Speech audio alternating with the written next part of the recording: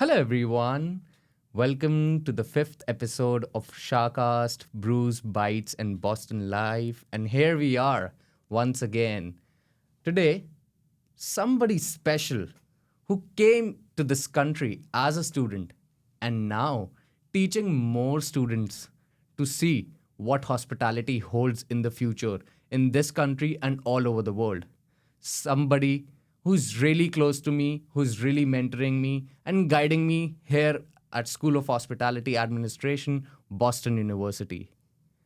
Somebody who's from the same country, share the same background and culture, is going to tell you that how an international student can actually settle down here, work here, and see the career opportunities in hospitality sector.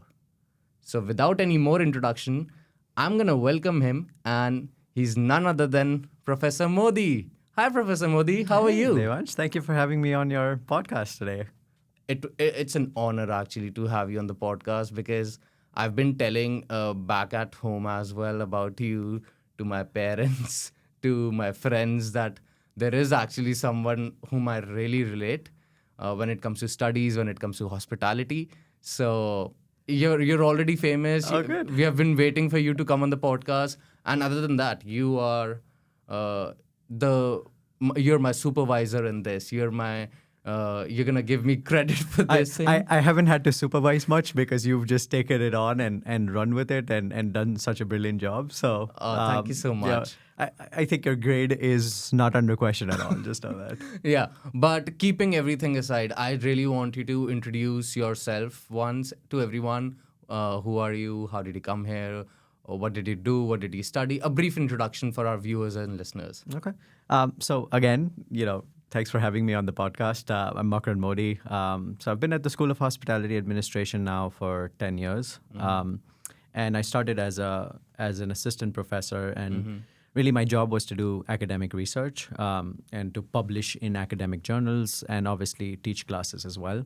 But over the years, my role has evolved a little bit. I also chair our undergraduate programs now, so literally anything to do with our undergrad programs.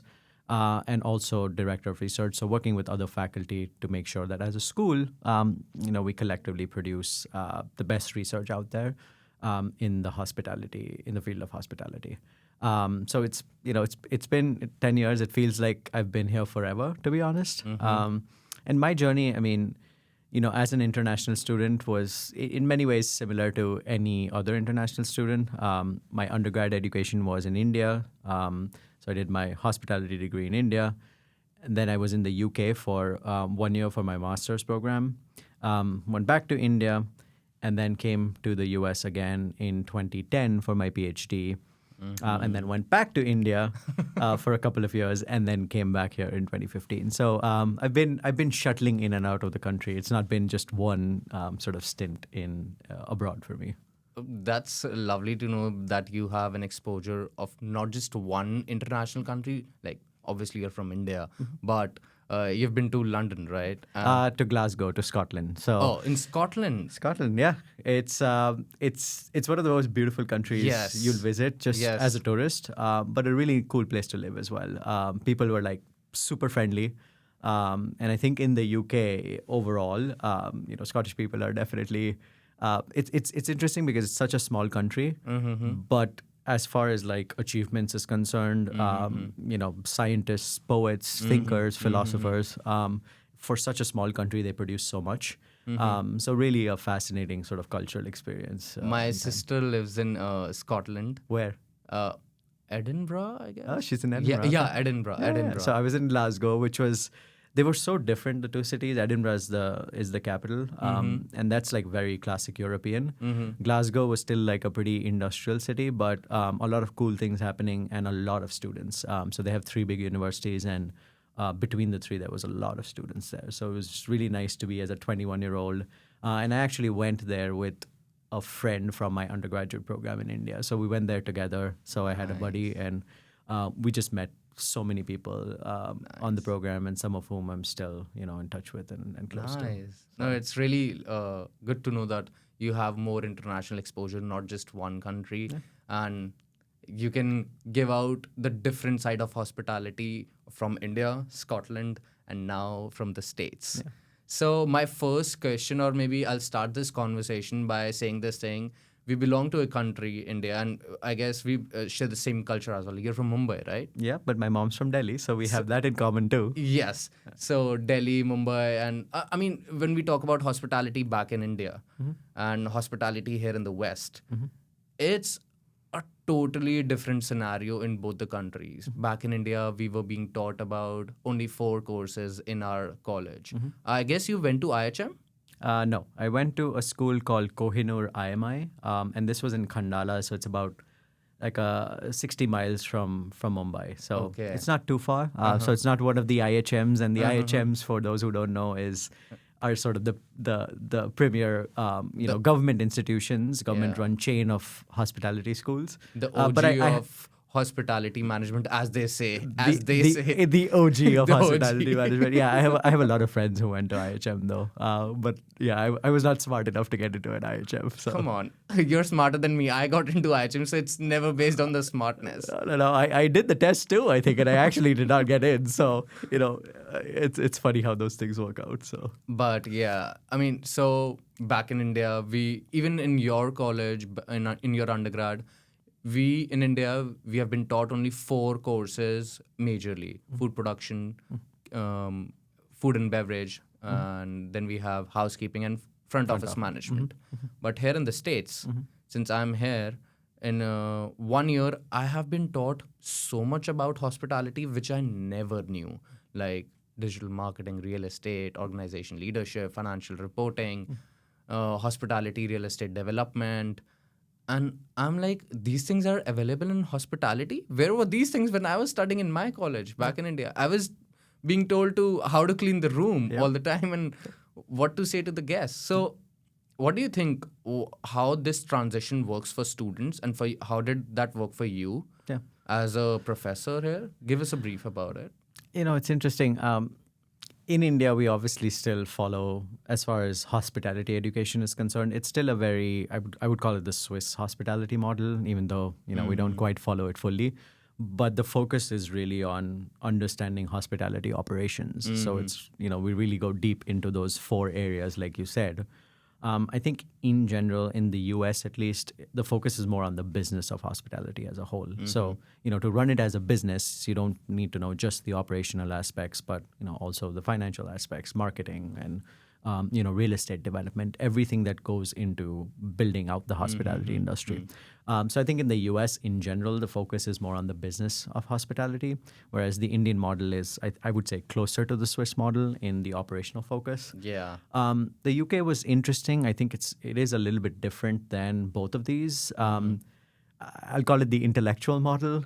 There was obviously, a focus on both the operations and the business side of things, but as far as at least my master's degree was concerned, it was very academic in nature. Whereas here in the States, we really focus on application and sort of the business, the practicality, the business side of things. So I think there was a difference in all 3 of the countries in how hospitality education was practiced. Got it. And interestingly, I think going back to India, hospitality education is one part, but I think culturally as well, right? All of us are taught about hospitality in our households in some way or the other, right? Yes. And it starts from even when you're a kid, you're taught that guests coming in are really important. And, you probably got the job where you had to go and serve them a glass of water when they come in, right? That's the first thing you mainly do. So, I feel like the informal hospitality education in India starts much earlier for us. And really, whether you're in hospitality or not, everyone's educated in hospitality to some extent. Yeah, I did hotel management, you did hotel management, but not everybody does that, but they know about the hospitality, and there is this one term in India, Atithi Devo Bhava, guest is God. Yep. And we have been taught that since our birth, that if somebody is coming to your house, they treat them as God. Absolutely. And serve them as God, because that's how our culture has been since thousands of years. Yeah. But I have this question: what do you like more? Which side of hospitality, India or US? Because a lot of difference, a lot of practicality difference, work culture is different. So you can answer as a taker of hospitality and giver of hospitality? Yeah. It's interesting. When I compare the two and how hospitality is practiced in the two countries, or two parts of the world, really, for most part. In India, like you said, the guest is God. As somebody living in the West, you don't quite understand what that means till you go and experience India. Yeah. And not just, staying at a really nice hotel like the Taj, but even going to someone's home, how you are treated when you visit someone's home. And you don't need to have known them for a really long time. Yeah. But you experience hospitality. You experience a genuine welcome. And not to say that that doesn't happen in the U.S., but or in the West more generally. But I think in India, it's just ingrained in how you experience things. So I think and that translates to the business of hospitality as well. You could have the same kind of hotel property here in the US and in India. So I worked for example, the Hyatt Regency. I've been to many Hyatt Regencies in the United States, Yeah. and I worked at a Hyatt Regency in Mumbai, Yeah. and you cannot even compare. The kind of service, obviously, because naturally we have more staff per guest in India, but also the kind of hospitality, the true hospitality that you receive. And hospitality is, it can be something very simple like a genuine welcome to somebody going out of their way to take care of your needs. So I think in the East with India, and I think of Thailand and Indonesia and, countries that are perhaps culturally a little bit more similar, I feel like that authentic, genuine, culturally embedded hospitality really comes through. And you don't have to stay in luxury to experience that. Whereas in the West, I think, the West is really good at the business of hospitality, truly sort of Yes, developing yes. brands and Yes. brands that, define the world. Like everybody knows Marriott, everybody knows Hilton. And we haven't necessarily built those kind of brands in the East, although there are so many brands now, that are really big as well. So, but I think the US is really good at building out the business of hospitality. Not to say that you don't experience genuine hospitality, but I do feel like the East is a little bit untouchable in that regard. Oh, yes. You mentioned about the difference of business and giving out an experience about hospitality. I have a question for you, follow up to this one. And I want your yes and no answer first, and then you can talk about it. Okay. You can briefly talk about it more, but firstly, yes and no. Okay. So, this question to you is when we talk about Indian hospitality and the hospitality on the west side of the world, do you think Indian hospitality is more guest centric, and on the other hand, the Western hospitality is more employee centric? Yes, in a way. I would say it's definitely more guest centric. I think, having worked in India as well in hospitality, people will, if a guest asks for something, Yeah. it's amazing how, the employees will move mountains to make that happen. Including, many times like the staff is sort of at the end of their shift and a guest asks for something. People, I've had people, close friends of mine who've stayed beyond unpaid to make sure that the guest was happy and kind of had what they Yes, needed. yes. But haven't had similar experiences necessarily here where, somebody will clearly tell you, hey, I'm done with my shift. Somebody else is going to come and help you. And you would never experience something like that in India, for example. Yeah. So, I think part of it is obviously there's labor laws in place and, how you get paid with things like overtime. There's all of those regulations in place and employers have to be a little bit more mindful of that. But I would definitely say, I think it's more guest centric for sure in India. In India. Yeah. I've worked in hospitality. I've worked with one of the prominent brands, the Oberoi Hotels and Resorts. Yeah. And we have always been, told that the guest is God. The guest is always your first priority. Then the company is your priority.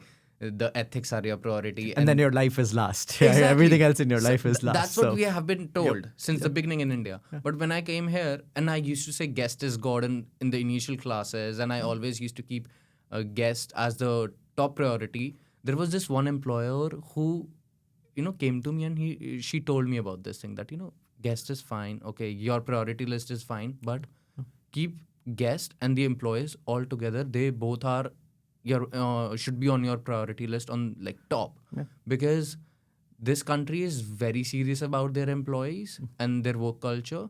So don't think that you can put yourself or your colleagues behind and keep the guest ahead. So you have to go hand in hand with both of them. Yeah, the expression here is the guest is not always right, right? So Exactly. we in India you kind of don't use that necessarily, but here the guest is not always right, Yeah. and that's true, I think, of guests anywhere.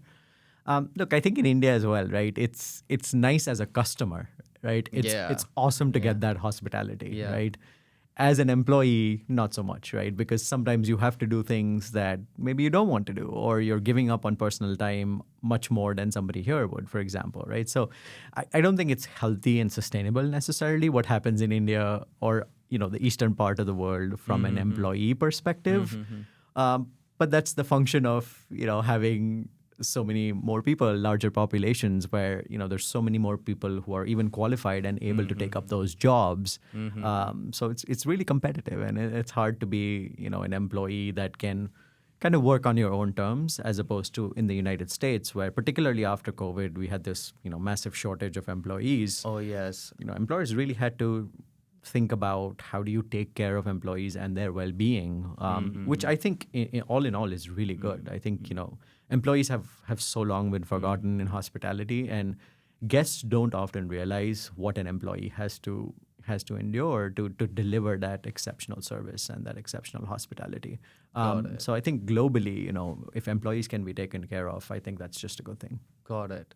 We talked about employees, we talked about the work culture here. There's this one question for all the people who are aspiring to come to the west side from the east side of the world, specifically from India or any of the country from that side.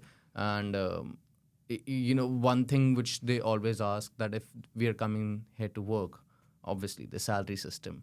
And back in India, the salary system is totally different here in the US. It's by per hour basis in the initial time of your career, usually. And I have this question for you. I have a point of view on this thing as well. But I want to ask you, what's your perspective on this thing that in India we go by the month salary system, and that's not usually much in hospitality industry. I'll be very honest about this thing. But on the other hand, when we talk about the US, it's by the hour. So which one do you think is better in our industry? Yeah, it depends. I mean, there are obviously salaried positions here as well. Yes. And typically when you are supervisory or above, you are on a salaried position and you don't get the per hour pay. And that's more common in the more line level operational roles. And we don't have that in India, right? It's largely salary based. We don't have wages and per hour wages.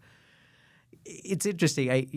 In one way, it's the per hour model in can be nice because you're getting paid for the hours you're working, and that becomes really good when somebody's working way more than they're supposed to, right? So if you're like as a manager, if your work week is supposed to be 40 hours, no manager in hospitality truly gets to work 40 hours, particularly if you're in the operational side of things.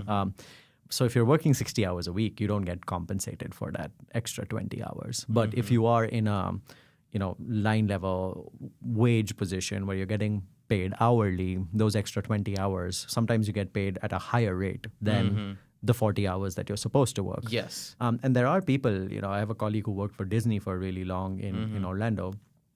There were servers who would not want to become managers, right? They just don't want to take it on because they move away from hourly wages into salaried positions, and you don't even get things like tips in salaried positions, particularly if you're in, say, a server role. So in some cases, it's more financially lucrative to just be a server as it is to be, say, a manager, right? In some kind of businesses or food and beverage kind of businesses. So I think it works out if you know how to use the system. An employee can make a good amount of money. And from what my friend told me, like at Disney, some of the servers, particularly those who worked on the banquet side of things with the gratuities and everything, they would make a lot more money than I'm making as a professor right now, for example. So, you can, I think employees also kind of are becoming smarter on how to game the system. The salaried position or the wages, we don't have that model in India. And, you can kind of make employees work significantly more without necessarily having to pay them more because we don't have that system. And, I was an example. I started my first job. I keep telling folks here, it was $160 a month. Exactly. a They month. get shocked when I tell them this thing. And it's ridiculous, right? How is someone supposed to live in a large city of India at $160 a month? It's impossible. It is impossible. I mean, But that's the labor market there. So yeah, because that's the same story with me. I'll give my point of view on this thing very briefly. I like the hourly basis thing here for the initial time of your career. It is needed. Back in India, we are never being we were never told about this thing, and we were always thinking that okay, we are gonna get 25,000 rupees per month after doing hotel management or something like that, or any job, not just hotel management. And there is no work hour limit in India. Yeah. Because my shift was supposed to be 9 hour shift, and I used to work for like 16 hours. yeah, And I'm getting 9 hours usually means 16 hours in India. So yeah. yes, 16 hours I'm working in a hotel, and then I used to think, okay, how much am I getting paid? And I was not even being paid by salary at that point of time. I was being paid by stipend because I was doing my internship. Yep, yep. So that So was my first internship too was 500 rupees, right? Which is 1,000 rupees. Yeah, yeah. For So the you got view- paid double of what I did. So I got paid $8 for working a month at Marriott, and interns work the hardest in Exactly. Yeah, So for the people who don't know about the Indian currency, we are talking about Professor Mody used to get how many dollars? $8 a month. Yeah, and to work. I used to get like $13 a month, Yep. $14 a month at that time, like 5 years ago, Yep. and for the whole month. And as you I couldn't said- even afford to pay for the bus to get to my internship, and obviously, I was a student, so my parents were funding that. Same. Yeah. I was paying for my transport. I was paying for everything by myself. Those $1,000, those like $14 used to be like my souvenir. Okay, I'm taking this home. Yep. Yeah, I Just saved it. I actually framed it, and I was like, okay, I'm not going to spend this money or do anything with it, but I'm going to frame this as my first income ever, and for an entire month of work, which is nuts. I've never told anyone about my first income, but it was 250 rupees. Doing what? Yeah, and that is also through hotel, hospitality industry. But 250 rupees, that means around how many dollars? Like That's like $3.50. $3.50. And I did this ODC thing back in Okay. India. Yeah. For I my did it too. school Yep. at Taj Amritsar. Which and is yeah. ODK. You may want to explain what ODC means. Outdoor catering Yep, services. So as an intern from school, we were always were given these opportunities for our experience that how these things work, how the real event work. Yep. So I did that, and I still remember my dad was so pissed about it. That what are you doing? You mean your dad was not happy that he worked 12 hours for 250 rupees? Yeah, Three. like for $250 you did that. I'm like, yeah. It's like $3.50. But that was the thing. But today I still have those 250 rupees with me. I'm never gonna spend them. No, that's not spent. Yeah. That's gonna be passed down from generation to Yeah. generation. Yeah. But I think it creates a different work ethic amongst a lot of students from India, for example. You're used to the hard hours, you're used to the toiling. And I think that's like culturally our education system is set up for us to toil, really, to go through some hardships, so that you can then hopefully appreciate some of the things that come a little bit later in life. At least that's the way I like to look at it now, is all that toiling kind of, gives you a different perspective to life. So. We've talked about the work, and now you mentioned education system in both the countries and differentiation in studies, books, and the applications. What do you think? Since you're a professor, and I have had a lot of professors back in my IHM college, and things were totally different. I'm not gonna say how things were, but here things are very particular, organized. Yeah, I think somebody will shut down your podcast if you go into too many details. That's why I can't give the details from the previous college, but I can talk about this one because, I loved it here. Almost done with my course. But what do you think as a professor, what you were expecting from your Indian professors back in your college, and what are you giving out students here in a better way? And talking from the perspective of education system, like Indian education system and American education system. Yeah, I mean, I really enjoyed my undergraduate education though, right? And I don't know if that was necessarily because of the education component or like everything that we did outside of the education. That's the more social life. Exactly, the social aspects of it, and we were in a beautiful part of India, so we would just wait for our classes to be done for the day and sort of go out and have a great time, really. So I joke with my friends. It was sort of a paid vacation for 3 years. That said, we did have an educational component to things, and everything when you're young is so new and exciting, right? That a really good professor can open up avenues or open up horizons that you never thought existed. And I think that's the power of education globally, right? Is you just need like that one person that sparks an interest in something, right? And for me, that was a couple of professors who, really sort of opened up my eyes to some things. Marketing, for example, was one of them where, and in India, we learn by the textbook, right? You kind of need to learn the textbook and like know concepts and not really think about how any of it gets applied. But even that learning of concepts, even if it was in a book, through examples or cases, that fascinated me to some extent, and made me want to pursue that, at least in whatever form I could, a little bit more. But yeah, it's all by the book. You kind of, people will come in, they'll tell you to open the book sometimes and read something on your own and not really facilitate a conversation. Obviously, here I think it's more critical thinking based. Yeah. You're forced to think about how things apply, critique things. You can challenge professors, you can ask questions, which is not something that isn't necessarily encouraged, in India very often. It's changing, I don't want to generalize India. Yeah. I think the education in India is it's growing leaps and bounds across all domains, and we have some of the best schools in the world in so many areas. 100%. Engineering, management, others. So I'm not going to paint everything with a broad brush, but I think culturally, how you're taught to learn is very different between the two countries. Definitely. And you're forced to sort of think on your own a little bit more, obviously in the West. And we're getting a lot of that in India now. All of these, international baccalaureate and other education systems are making their way to India and have made their way. So I think it'll change over time. But we get a lot of like solid preparation in how to memorize things or, Yes. The mugging up. Yep, absolutely. You may want to explain what that means, but yeah, rote memorization, right? Like learning things just by memory, not understanding why you're learning things. But again, I look back now and I feel like I maybe used some of that skill set in some way or 100%. So it's all useful somehow in life, I think. To be honest, you're correct in that. I loved my college life back in India as well, keeping aside how the education system was. Okay, let's not talk about that. But other than that, the college life is amazing. The culture is amazing. How you've been taught, as you said, just learning, not understanding. Yep. And most of the people do that. And that's why they can't put their critical thinking into like brainstorming, brain mapping. These things are not very famous in India when it comes to and it's not like we don't know, it's not like we don't have ideas in India. It's just that we're never, encouraged to express them or to challenge things or to think about, how things may apply differently.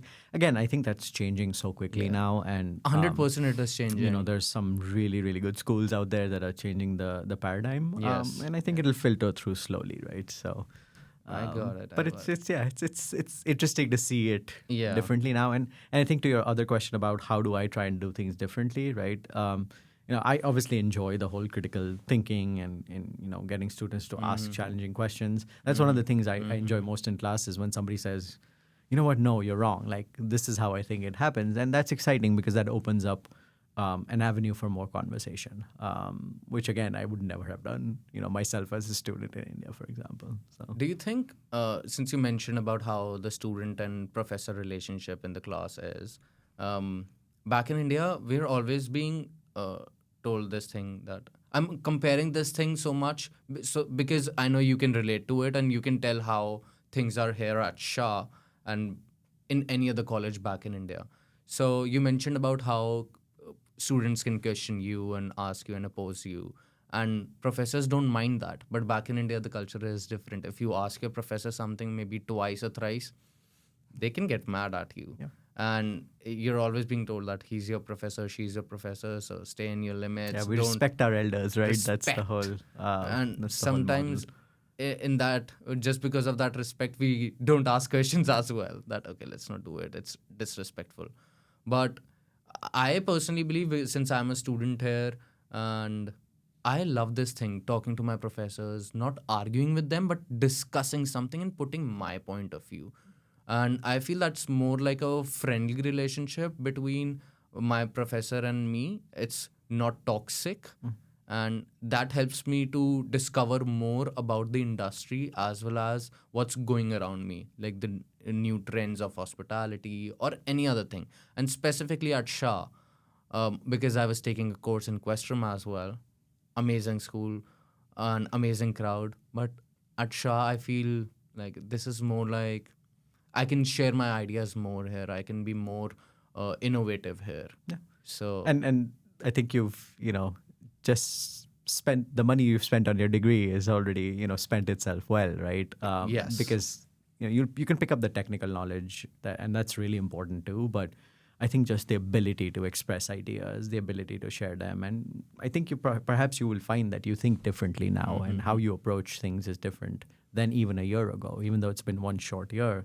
But it can be really important in how you now conduct yourself professionally going forward as well. So it's a big transition, right? Because this is a new system for you as an international student, and for a lot of us when we first move. It can be a shock to the system because Yes. you're kind of reorienting yourself in how you operate. So I was coming to that question, and I was about to ask you this thing, since you were also a student from India, and a lot of cultural references. What was that cultural shock to you, or any shock when you moved to the States?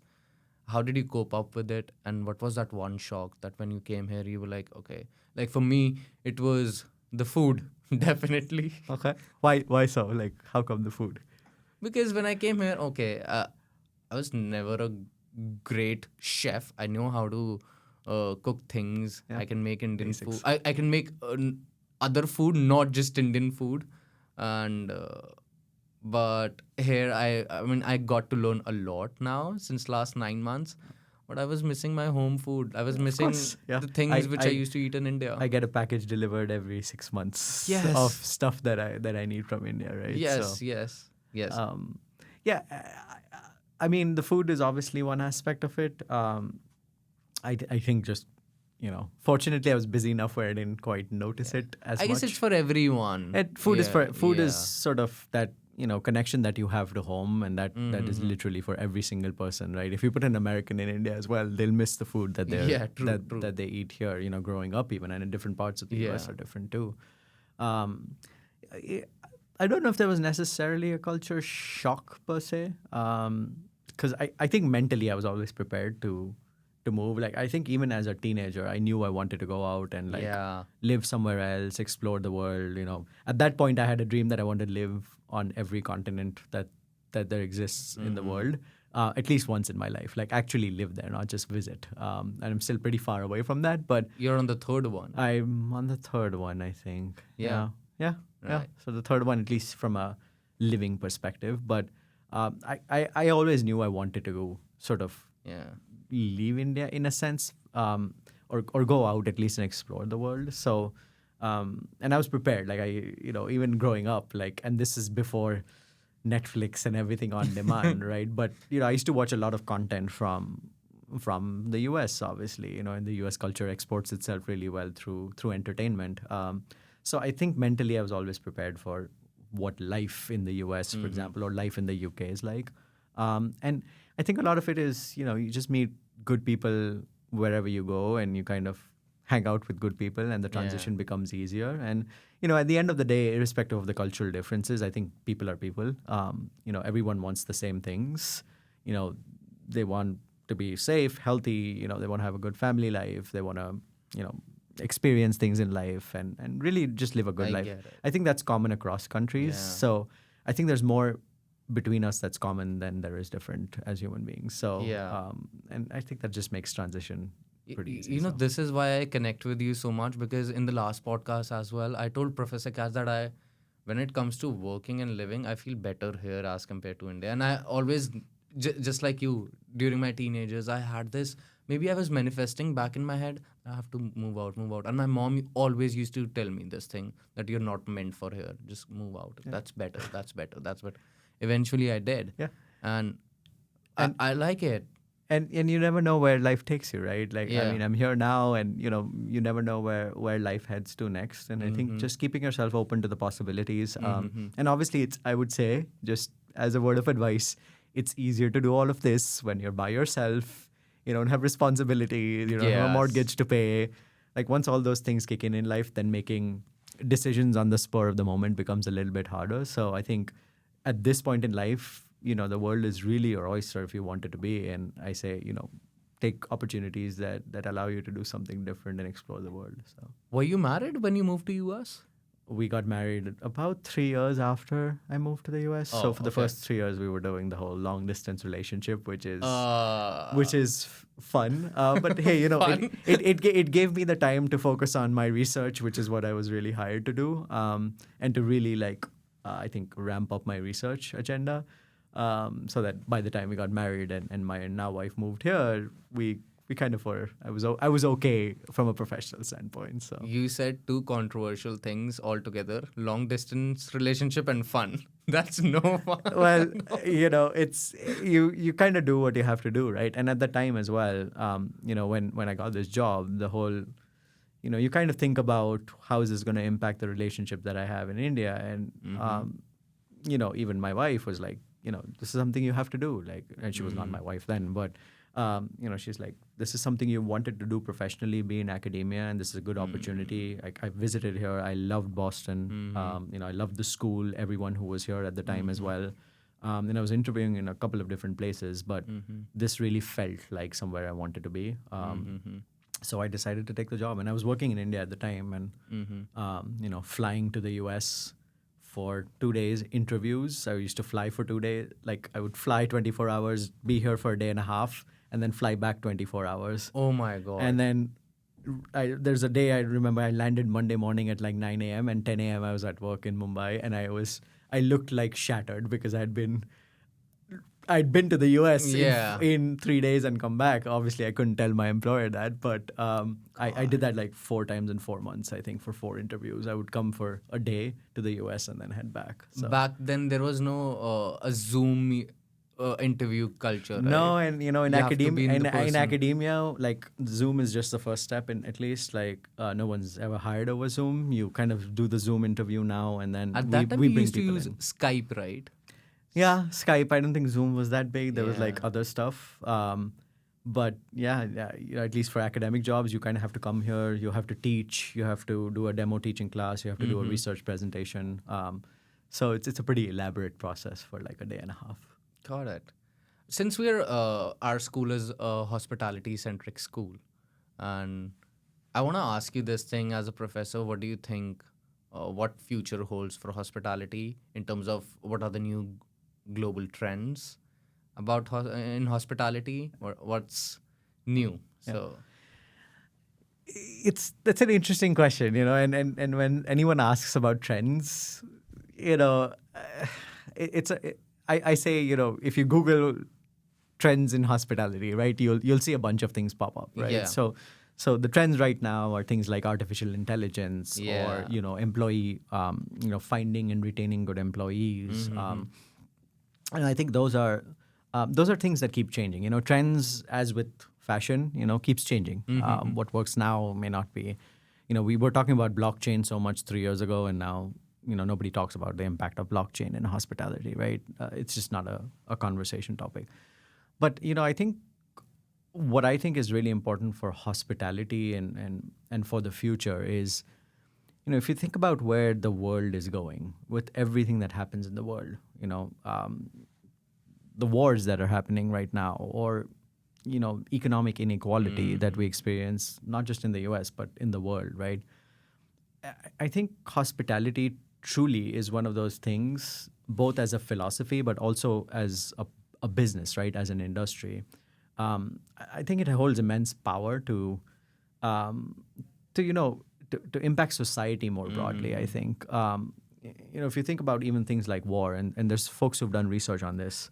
Um, a war is hostility is exactly the opposite of hospitality, right? Yeah. And we kind of talk about this in our intro to hospitality class, where 4,000 years ago, even if your enemy came through the doors, you were expected to welcome them and give them Yes. food and shelter because that was morally required of you. So, I think when you think about all of the things going on in the world right now, I truly think hospitality, as both a philosophy but as a business practice, has the power to break so many barriers that we experience in the world today, be them economic, sociocultural, um, and other things that you can really think of. So I think beyond trends, I think hospitality is it's been around since human civilization has existed. And I think it's going to be around, obviously, into the future as well. And I think for students like you and for anyone who's associated with hospitality, beyond just running good businesses, what could we do to really have an impact on society? I think is the question that we should all be asking ourselves. Got it. Got it. I was not expecting that you will connect this answer and question to something totally different. I loved. But do you your point of think view. do you think the connection makes sense? It I'm does. curious It does because- actually. I mean, if we go by the current scenario of the world and current economic growth, the wars, definitely it does. And I mean, one thing, the thing you mentioned about hostility and hospitality,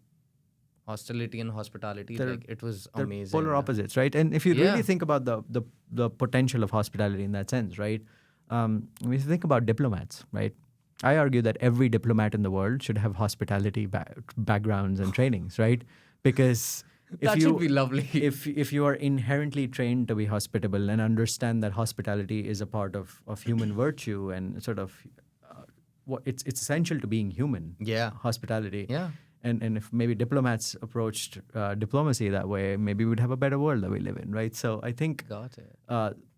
the application of hospitality, I think, is truly global, but it really applies to every facet of human experience. And I think that's what you've probably experienced. We keep talking about experience innovation, right? Yeah. It's not just to make a restaurant experience better, right? And that's really important in and of itself, but it's really thinking about hospitality a little bit more broadly than that. Absolutely, absolutely. But yeah, okay. So moving from our wars and current trends No, serious.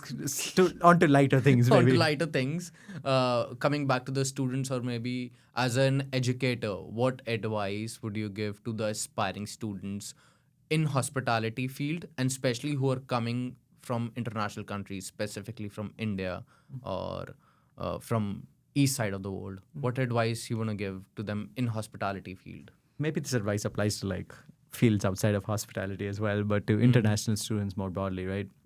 I think it's not easy being an international student, right? Yeah. And I think a lot of times people don't quite realize that. You're giving up a lot. Like you're moving to a new country. The food's different, the culture is different. You're staying away from home, and it's not an easy transition. And if you do become an immigrant, then that is only heightened, right? If you live in the U.S. or somewhere else, for example. But I think hospitality is as an industry and as a philosophy. Like I said, I think it's a really exciting future ahead, right? And like you said, when we start thinking of hospitality, or even when we start teaching hospitality as more than just operations, right, and the business side of things, and now we're thinking about how can we apply hospitality to improve the patient experience, for example, in hospitals. Right. I think the opportunities that students have when you graduate with a degree in hospitality are endless, because it's such a transferable sort of skill set. And I don't want to just reduce it to being a skill set. It's also a mindset and sort of hardcore, business skills and practice. It's so readily transferable that I think, even if you do another degree in something else, right, after this, once you have that foundation of hospitality from an educational perspective, I think if you look at how the SHA students are, or where they are right now as well, right, so many of them are in the hospitality business and different aspects of it, but so many of them are not, right? Exactly. They're doing Yeah. wildly different things that have, on the face of it, no connection to hospitality. Yeah. But they're doing some really, really cool things. So I Yeah. think just realizing that this is a great space to be, and realizing that your education is going to be, it's going to pay itself off more than just in monetary terms over the course of Got your it. life. And I think that's just important to keep in mind. And the other thing I think for international students in particular, and Yeah. we've had these conversations, is it's hard. There's visa regulations, and it's hard to find like maybe jobs Jobs that and where internships. somebody's going to sponsor you, right? Because and those are concerns that every international student faces. But I think it's important to look beyond that and realize that Focus on the exposure. focus on the experience, right? Focus on what you're getting. Yes. Focus on when you're here, right? And you've done a good job with this. Network with as many people as you can, right? Be good to people, because these are the same people you're going to see at some point in your life, Yes. right? Yes. Learn as much as you possibly can from everyone around you, from the books, the case studies, from everything else. I think, truly enjoy being a student, and don't worry about the life that comes afterwards, because there'll be plenty of time to worry about that. Got it. Got it. How do you think this esteemed institution, Boston University School of Hospitality Administration, is preparing students for the better hospitality world in future? In terms of in terms of business, in terms of abstract value, what do you think? How are we training our students? Not to sound repetitive, but I'm going to go back to that philosophy of experience innovation, right? I think, I think we're truly onto something with that, because, and Professor Katz, who you've interviewed before, probably told you all about it, right? Yeah. And if he didn't, maybe you need to do another podcast with him about it. I'm pretty sure that if I'll have 5 more podcasts with him, he'll be like, I have more to say. It was his first time, so that's why he was pretty nervous before the podcast. But I know him for a fact. Once he'll open up, he won't let me speak. He can talk about things, but experience innovation in particular, he can go all day, right? Yes. But I think, to your point about SHA and BU, right? I think what we're trying to do at the school is truly cutting edge in so many ways. And hopefully, you as a student experience that, right? Think about this podcast. How many hospitality schools in the country have a podcast studio in place where a student, a master student, is running his own podcast series, right? To me, that's experience innovation, right? That's an example of you sort of taking something by the reins, and you're creating a great experience for the listeners now. So, I think what we try and do is do cutting edge stuff that prepares students for where the world is going. And I'll give you one more concrete example of that. At the undergraduate level this year, we started Intro to Customer Experience Management course. Oh. And, you can look it up. I think we're probably one of a handful of customer experience management courses, both undergrad and grad, in the United States. And maybe you could extrapolate that globally as well. It's a very new and emerging practice that, as far as we know, no other school of hospitality has put on their books as an official course. And we're really taking it by the reins. It's a course now. It may be a certificate later. It may be a program later. But we teach students skills in design thinking, right, and innovation, which is something that you could I took apply. the same course, Design Thinking and Innovation. At Questrom. At Questrom. Exactly. So, we're doing it from a customer experience management standpoint. But, when you really think about how you're going to use this in the future, again, you could use it in hospitality, but you could use it in really any other industry you end up working in. So I think taking, not just being cutting edge by saying we're cutting edge, but actually putting programs in place, having educational experiences like the one you had at Hilton yesterday, for example. Yeah. Putting things in place that really allow students to experience all of what hospitality has to offer, and thinking differently about it. And I will credit our dean for this. He's 100%. He's extremely visionary, but he's not just visionary.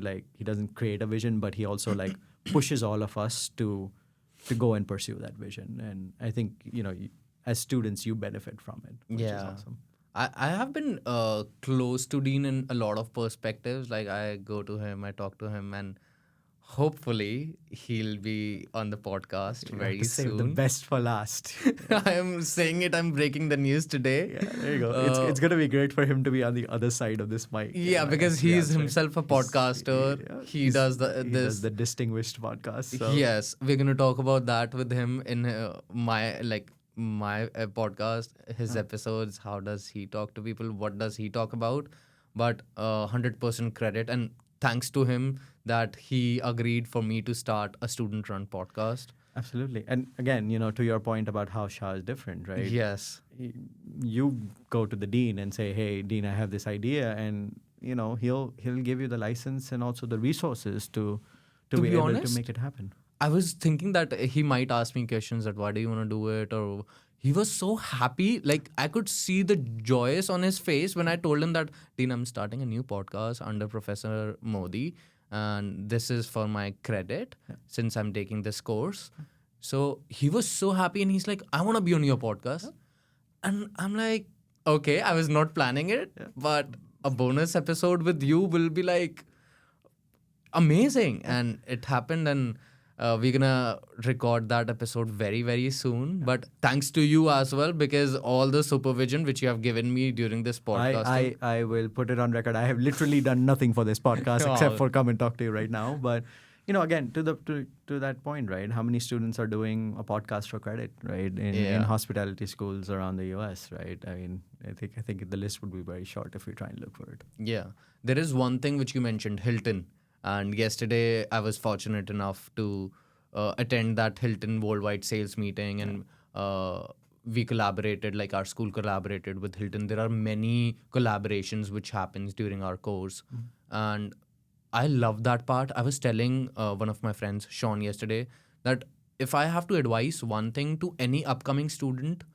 to even to SHA or to US in any university, grab all the opportunities of attending those networking events, because yesterday the contacts, the people I've met, so many people, so many new contacts on my LinkedIn, and big shout out to Julie. She arranged everything for us. They hosted us, like wow, and it was amazing. I got to meet so many new people. I want to know your point of view when being an Indian student as well. Uh, how important is it to network with people here? Anywhere, not just here, right? I mean, the best jobs you're going to get, the most interesting jobs you're going to get, the most fulfilling jobs that you're going to get are likely going to be ones that you get through someone that right? You know someone, they refer you, or it's the company and they're hiring and they kind of reach out. And that's the kind of brand equity you want to build, right? Over time is where when somebody thinks, hey, they have a need to, maybe run a hospitality podcast, you're the guy they're going to think of, right? Yeah. I think networking is critical. And again, as an international student, it can be perhaps more challenging because we're not taught how to network, right? I mean, and it truly is something that requires practice. It's not something that you say, well, we tell students go out and network, but very often students don't know how to do it, right? How do you, make small talk, right? And how do you sort of break uncomfortable barriers when you meet someone for the first time, right? All of those are actually skills that need to be practiced. There's lots of books out there on this. There's actually people who work as consultants teaching people how to network, right? So it's a full industry out there.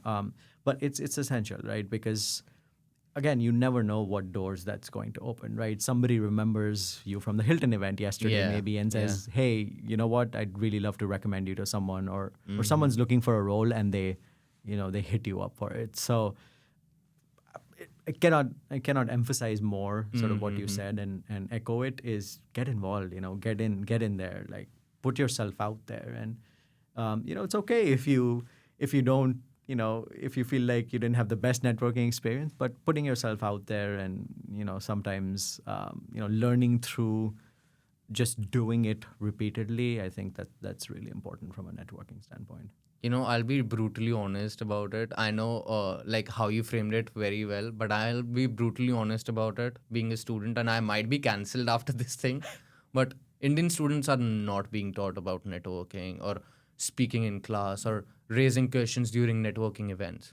They feel like, oh, we're not gonna ask anything. And on the other side, that's why I always told my parents, and they also felt it, that I don't feel to stay here, or I don't want to socialize much when it comes to work here, because this work culture, I don't like that, because I am the person who has 100 questions when it's a networking event.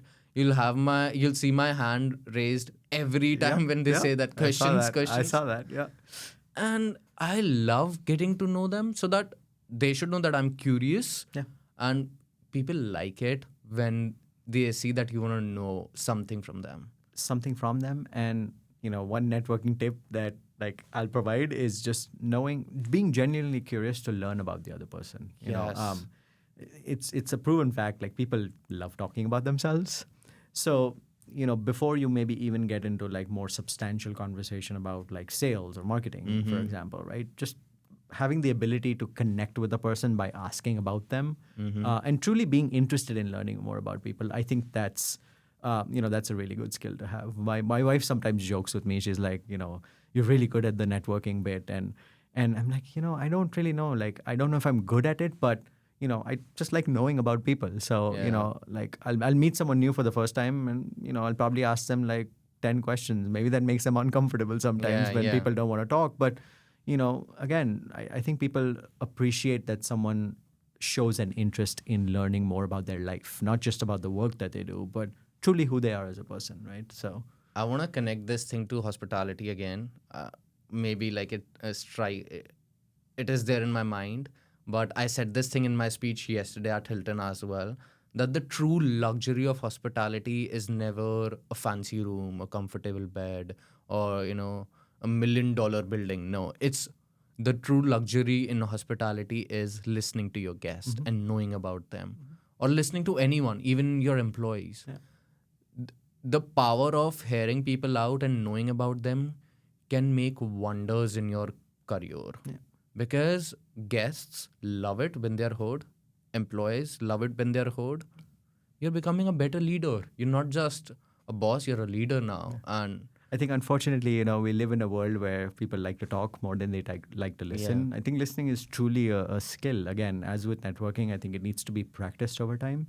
And it's hard, the world we live in today with hundreds of devices, constantly telling us, that there's a message, or, we don't have the ability to just be able to focus in and truly listen to what someone's saying. Not just hear them, but truly listen and take away what it is that they're trying to say.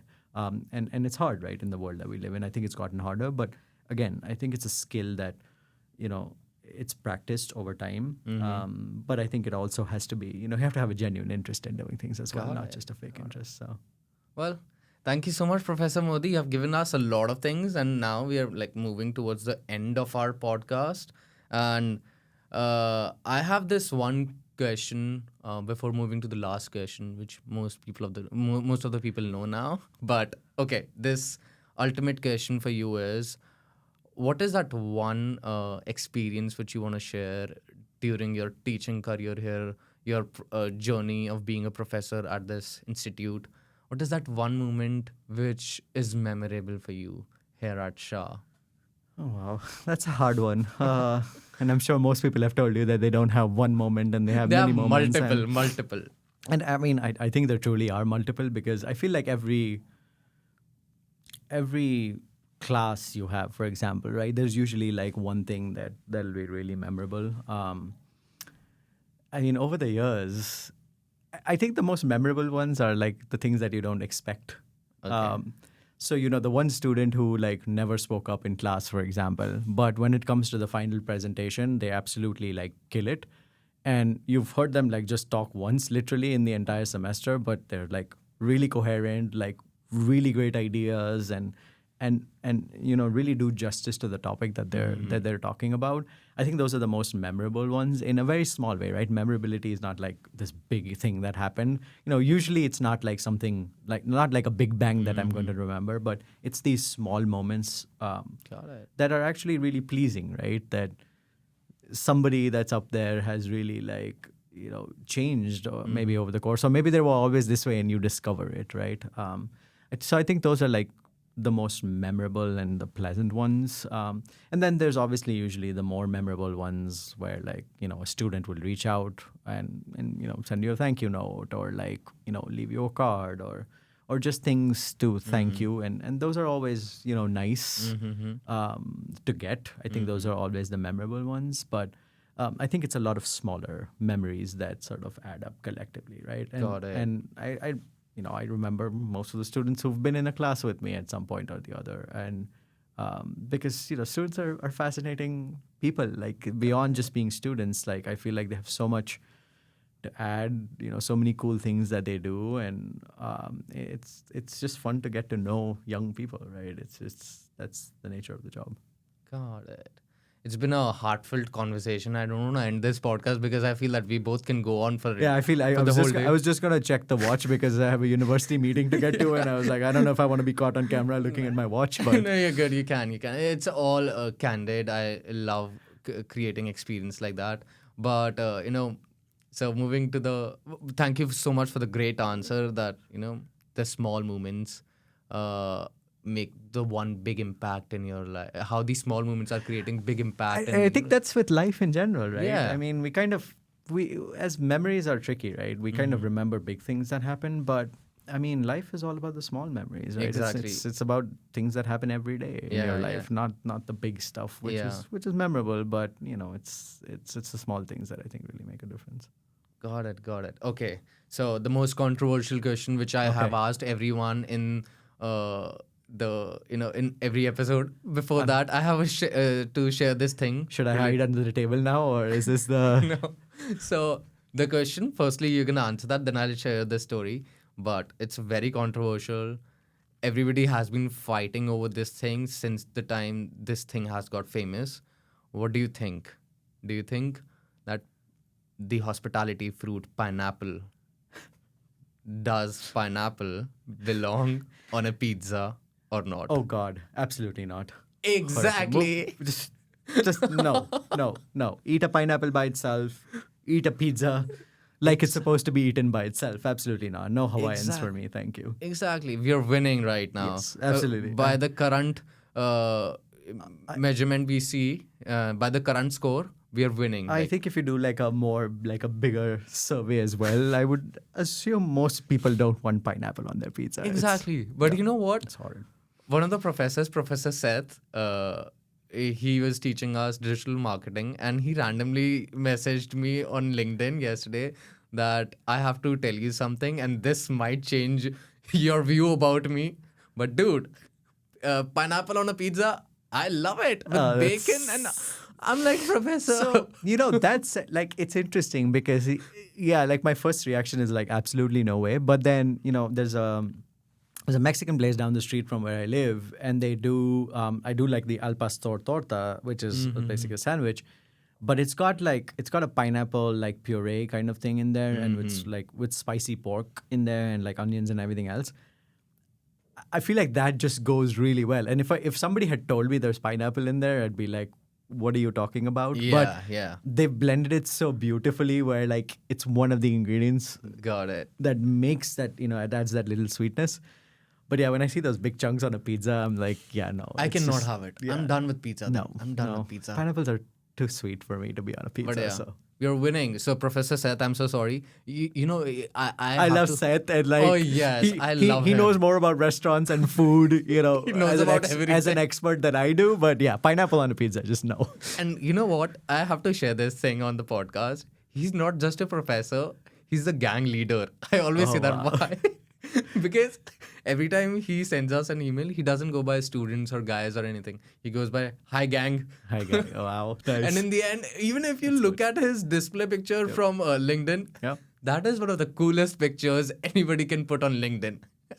Seth is just a naturally cool guy. Oh, and great public speaker. if you haven't been to like one of his restaurants, if you're listening in, like go check out, It has been amazing, Professor Mody, and I owe you this thing because you were the one who guided me over. You always say that you didn't do anything, but obviously you saw the planner, you agreed upon that, you approved it, and that's how we started this podcasting thing. But thank you so much for coming here in my episode.